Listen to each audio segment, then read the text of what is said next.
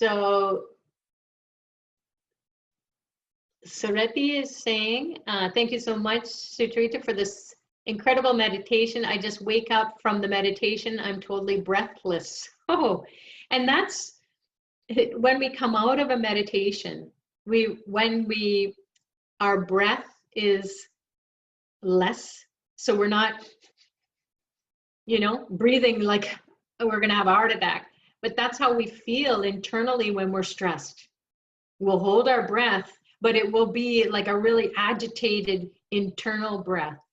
So when we are in a meditative state, when we're in a stream of consciousness, when the divine is coming in, it takes over our breath and it purifies it and it calms it down and it reduces the thoughts. So when the breath slows down without holding it, like forcing it, when it does that naturally, even though it feels like the heart is expanding and pulsing more, or the head, the blood vessels in your brain are pulsing and there's more energy going into your brain with the blood flow, increased blood flow, it means that you are experiencing that breathless state, that state where the prana, which is the subtle breath, the life force energy takes over. So it's good that you felt breathless, because that means your thoughts have come way down and anxiety comes way down. When you're not thinking too much, you're just in this state of awe, right? There's nothing. And in that state of awe, you can connect with very potent energetic forces. And that's the dance of joy and life force.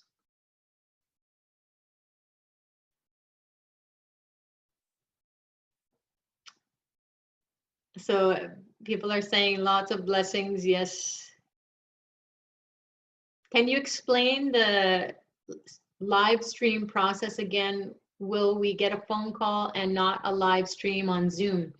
Oh, Karen, maybe it is a live stream. You'll have to read about it on Pillai Center, because I believe that maybe it is a live stream, meaning that it will be a Zoom call. So you can call into Zoom, or you can stream Zoom like you're doing now.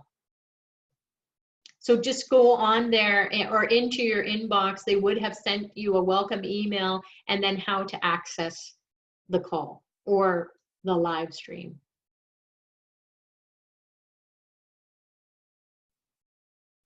A lot of blessings going out to Sweta. It's beautiful. Oh my goodness, there's so many, Sweta, you're going to feel so good. Are there 9 forms of Narasimha mantra in PC program? No, the PCA program is an initiation by Dr. Pillai to access Narasimha's blessings. And then there's some teachings around that. So you don't want to give that away, because that is something that is part of the program, and there's a karmic exchange. Although there's a karmic exchange here, I'm just being guided to send you on over, redirect you over to PCA, Pillai Center Academy, to experience the initiation and those teachings there. The 9 forms of Narasimha, what I did was I downloaded the information that was offered on Pillai Center, on AstroVed, about these 9 forms of Narasimha. So you can go and read about it, and then you will connect with them. Tulsi is also called Tulasi. It can be like that. It's also the holy basil is correct.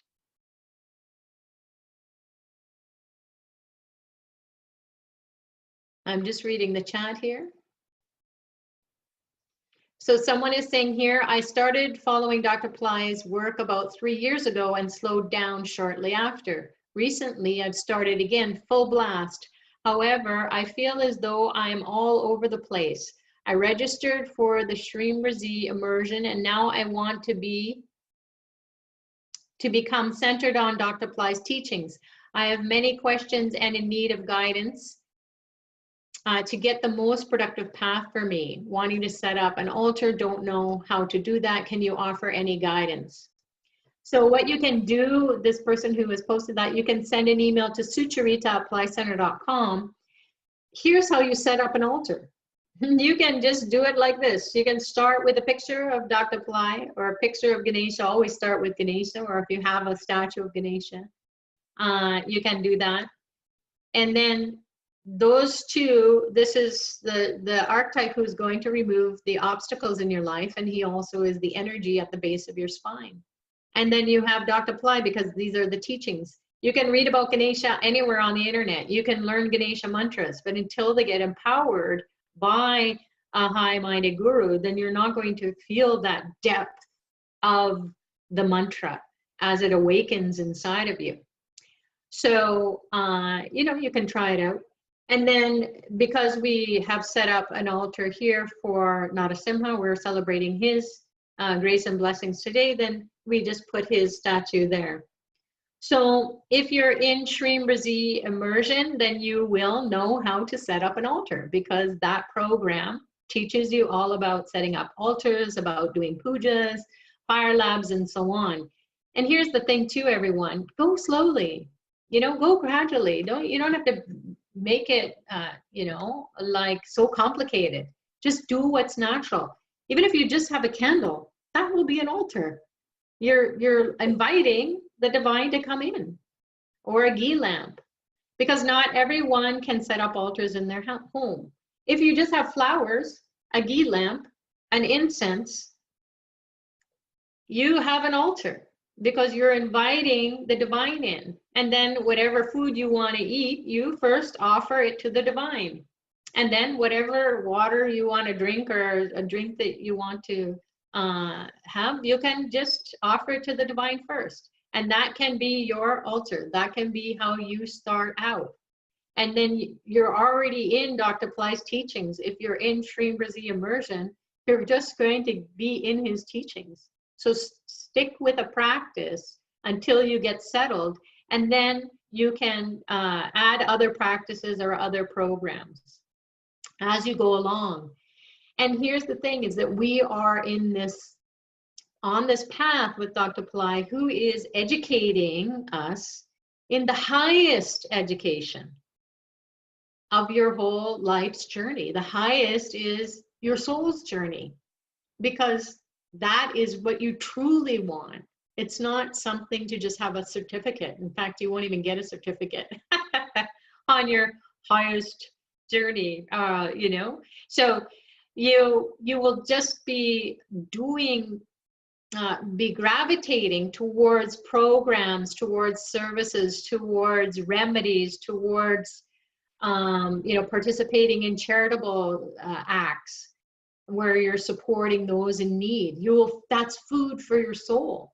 So that's the highest intelligence. So the intel is inside, the light is inside, that you want to feed your soul with. Not dark stuff anymore. It just is not doing it. Takes too much to scrub it up. So there's so many courses and services that are ongoing to keep you fulfilled. Otherwise, you'll be bored. Oh, been there, done that. Yeah. So it was interesting how DB, or I forget if it was DB or someone else, was saying, you know, you're always making it, you know, dynamic and alive. I have no control over it. So as it's coming in, this is how the puja is done. You know, in India, the Vedic priests, the Vedic specialists, they've started since they were 6 years old. And they have learned the mantras in a specific way, all the offerings in a specific way. How we are doing it here with Dr. Ply is do it from your heart, and do it off knowing why you're offering each item. And then as you're doing that, you will be in the flow. In the flow of what? In the flow of these divine beings communing with you, saying, hey, I want this now. And then you just offer that. And then you will feel like, wow, I'm really connecting with them. I'm doing my own dance with them. And I'm not getting too much in my head about doing it right or doing it wrong or doing it not. Just do it. And then you'll get the blessings. So hopefully that answered your question about how to set up an altar, how to do all the how-tos. You're going to find out about it in Shrimbrasi Immersion and just stick with that. And then as you get more comfortable with the teachings, then you can try other things. There's a lot of us, though, we're in all the programs all at once, kind of like university or college. You would go to college, university, and you will take many courses, and you'll be able to figure it all out as you take each one.